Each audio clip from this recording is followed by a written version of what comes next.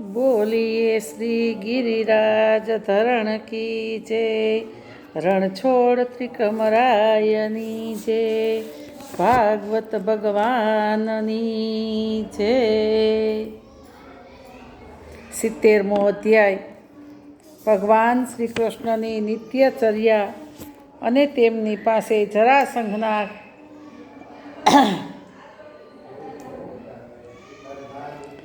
કેદી રાજાઓના દૂતનું આવું।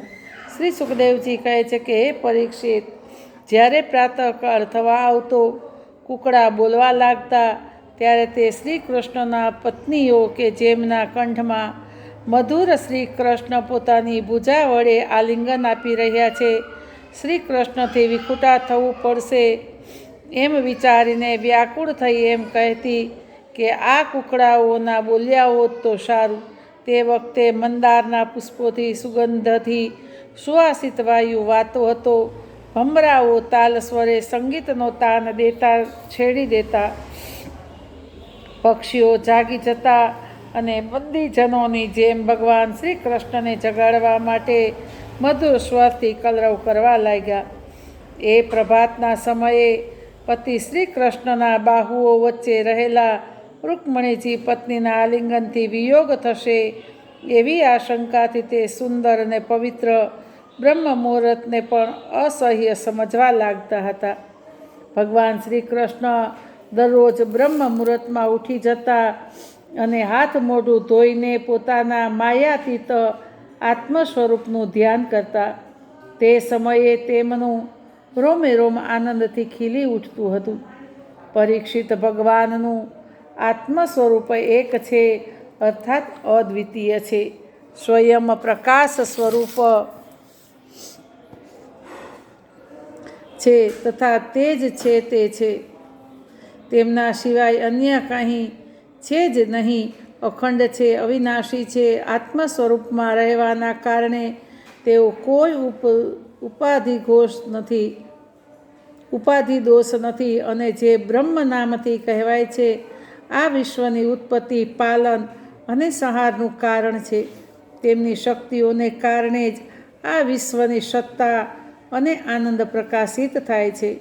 ત્યારબાદ તેઓ વિધિપૂર્વક નિર્મળ અને પવિત્ર જળમાં સ્નાન કરતા, પછી શુદ્ધ ધોતી પહેરીને ઉપવસ્ત્ર ઓઢીને યથાવિધિ નિત્યકર્મ સંધ્યાવંદન વગેરે કરતા, ત્યાર પછી હવન કરતા અને મૌન રહી ગાયત્રી જપ કરતા। કેમ ન કરે? તેઓ સત્પુરુષોના આદર્શ છે।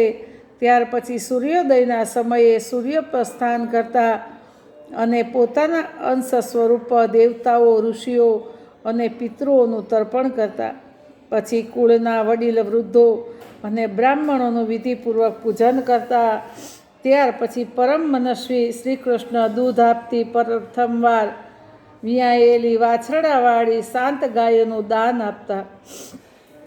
દાનમાં અપાતી ગાયોને સુંદર વસ્ત્રો અને મોતીઓની માળાઓ પહેરાવતા હતા। શીંગડીઓમાં સોનું અને પગની ખરીઓમાં ચાંદી મઢવામાં આવતી।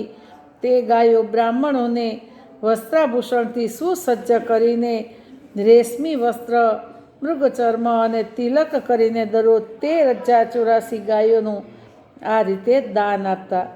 ત્યાર પછી પોતાની વિભૂતિ રૂપ ગાયો બ્રાહ્મણો, દેવતાઓ, કુળના વડીલ વૃદ્ધો, ગુરુજનો અને સમસ્ત પ્રાણીઓને પ્રણામ કરીને માંગલિક વસ્તુઓનો સ્પર્શ કરતા। પરીક્ષિત, જોકે ભગવાનના દિવ્ય શરીરનું સહજ સૌંદર્ય જ મનુષ્ય લોકનું આભૂષણ છે, છતાં પણ તેઓ પોતાનું પિતાંબર વગેરે દિવ્ય વસ્ત્રો, કૌસ્તુભાદિ આભૂષણો, પુષ્પોના હાર અને ચંદન વગેરે દિવ્ય અંગરાગથી પોતાને શણગારતા। ત્યાર પછી તેઓ ઘી અને દર્પણમાં પોતાનું મુખારવિંદ નિહાળતા। ગાય, વૃષભ, બ્રાહ્મણ અને દેવ પ્રતિમાઓના દર્શન કરતા, પછી નગરજનો અને અંતઃપુરમાં રહેતા ચારે વર્ણના લોકોની અભિલાષાઓ પૂરી કરતા, અને પછી પોતાના અન્ય નગરવાસી પ્રજાજનોની કામના પૂર્તિ કરીને તેમને સંતુષ્ટ કરતા, અને આ બધાને જોઈ પ્રસન્ન જોઈને સ્વયં આનંદિત થતા. તેઓ પુષ્પમાળા, તાંબુલ, ચંદન અને અંગરાગ વગેરે વસ્તુઓ પહેલાં બ્રાહ્મણો, સગા સંબંધીઓ, મંત્રીઓ અને રાણીઓને વહેંચતા અને તેમાંથી બચેલી સામગ્રીનો પોતે ઉપયોગ કરતા. ભગવાન આ બધા કાર્યમાંથી પરવારી જાય ત્યાં સુધીમાં દારૂ, સારથી, સુગ્રીવ વગેરે ઘોડાઓ જોડીને રથ લઈ આવતો અને પ્રણામ કરીને ભગવાનની સામે ઊભો રહી જતો. ત્યાર પછી ભગવાન શ્રી કૃષ્ણ સાત્યકી અને ઉદ્ધવજીની સાથે પોતાના હાથ વડે સારથીનો હાથ પકડીને રથમાં બેસી જતા. બરાબર તે જ રીતે જેમ ભુવન ભાસ્કર ભગવાન સૂર્ય ઉદયાચલ પર આરૂઢ થાય છે તે વખતે રાણીવાસની સ્ત્રીઓ લજ્જા તથા પ્રેમભરી દ્રષ્ટિથી તેમને જોવા લાગતી અને બહુ કષ્ટપૂર્વક તેમને વિદાય આપતી. ભગવાન હસીને તેમના ચિત્તને ચોરીને મહેલમાંથી બહાર નીકળતા. પરીક્ષિત, ત્યારબાદ ભગવાન શ્રી કૃષ્ણ યાદવોની સાથે સુધર્મા નામક સભામાં પ્રવેશ કરતા. તે સભાનો એવો મહિમા છે કે જે લોકો તે સભામાં જઈને બેસતા તેમને ભૂખ, તરસ, શોક, મોહ અને જરા મૃત્યુ આ 6 વિકારો સ્પર્શ કરી શકતા નથી. આપણે સપ્તાહમાં જઈએ તો આપણને કાંઈ ખબર પડે? 9 વાગ્યાના ગયા તો 1 વાગી જાય, ખબર જ નથી પડતી. હા, કાંઈ. હા, હું છેલ્લા 5 દી ગઈ. કિંજલની ગયા ને પછી ગઈ. હા નહીં, કિંજલનીમાં રવિવારે ગયા ને પછી સોમવારથી ગઈ હું. હા, 4 દી. હા હા, તડકો.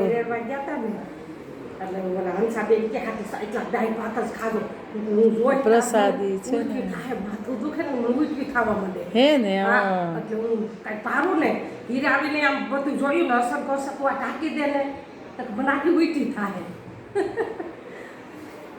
હા, આ 6 વિકારો સ્પર્શ કરી શકતા નથી.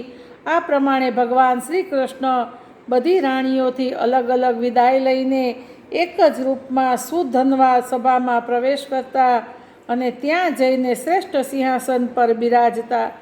તેમની અંગકાંતિથી દિશાઓ પ્રકાશિત થતી હતી. તે સમયે યાદવ વીરોની વચ્ચે આકાશમાં તારાઓની વચ્ચે ચંદ્રમાની જેમ તેઓ શોભાયમાન થતા હતા.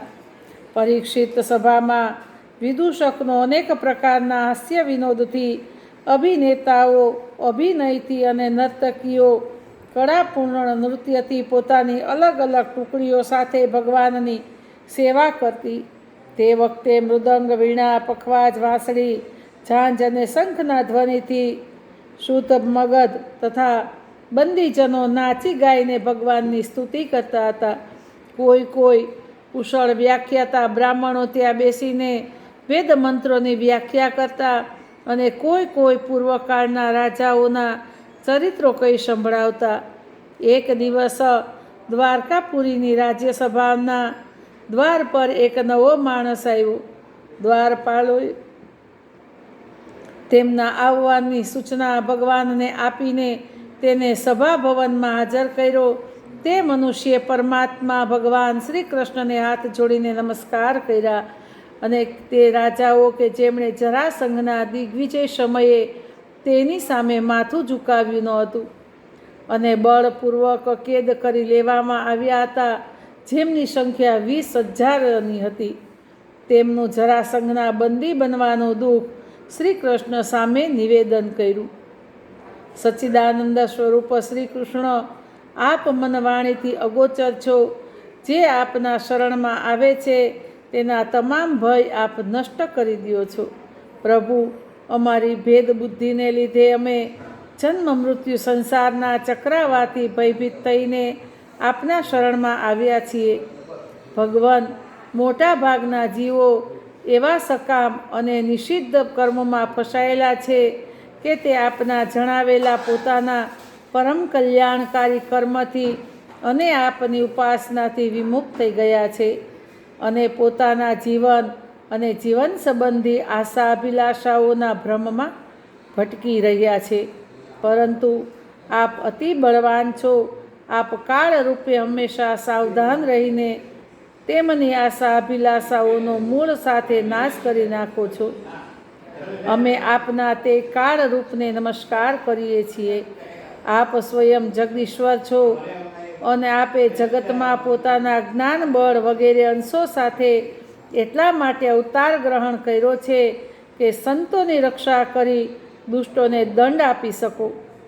આવી સ્થિતિમાં પ્રભુ જરાસંઘ વગેરે કોઈ બીજા રાજાઓ આપની ઈચ્છા અને આજ્ઞાથી વિપરીત થઈને અમને કઈ રીતે કષ્ટ આપી રહ્યા છે એ વાત અમારી સમજમાં આવતી નથી. જો એમ કહેવામાં આવે કે જરાસંઘ અમને કષ્ટ આપતો નથી, તેના રૂપે અમારા અશુભ કર્મ જ અમને દુઃખ આપી રહ્યા છે, તો એ પણ બરાબર નથી. કેમ કે જ્યારે અમે લોકો આપના પોતાના છીએ ત્યારે અમારા દુષ્કર્મો અમને ફળ આપવા કઈ રીતે સમર્થ થઈ શકે? તેથી આપ કૃપા કરીને અવશ્ય અમને આ દુઃખમાંથી મુક્ત કરો. પ્રભુ, અમે જાણીએ છીએ કે રાજાનું સુખ પ્રારબ્ધને આધીન અને વિષય સાધ્ય છે, અને સાચું કહીએ તો આ સુખ સ્વપ્ન સુખ જેવું અત્યંત તુચ્છ અને અસત છે. સાથે સાથે તે સુખને ભોગવનાર આ શરીર પર પણ એક રીતે મુર્દા જેવું જ છે, અને આની પાછળ હંમેશા સેંકડો પ્રકારના ભય જોડાયેલા છે. પરંતુ અમે તો આના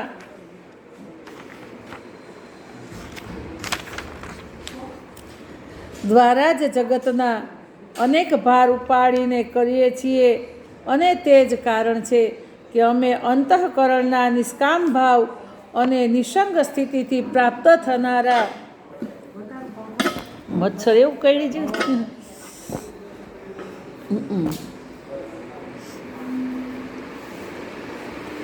પ્રાપ્ત થનારા આત્મસુખનો પરિત્યાગ કરી દીધો છે.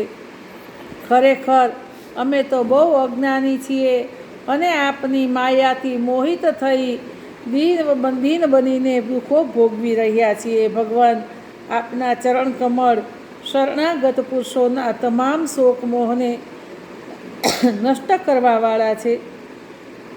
તેથી આપ જ આપને જરાસંઘ રૂપી અમને કર્મના બંધનથી છોડાવો. પ્રભુ, તે એકલો જ 10,000 હાથીઓનો શક્તિ ધરાવે છે અને અમને બધાને એ રીતે બંદી બનાવી રાખ્યા છે જેમ સિંહ ઘેટાઓને ઘેરી રાખે.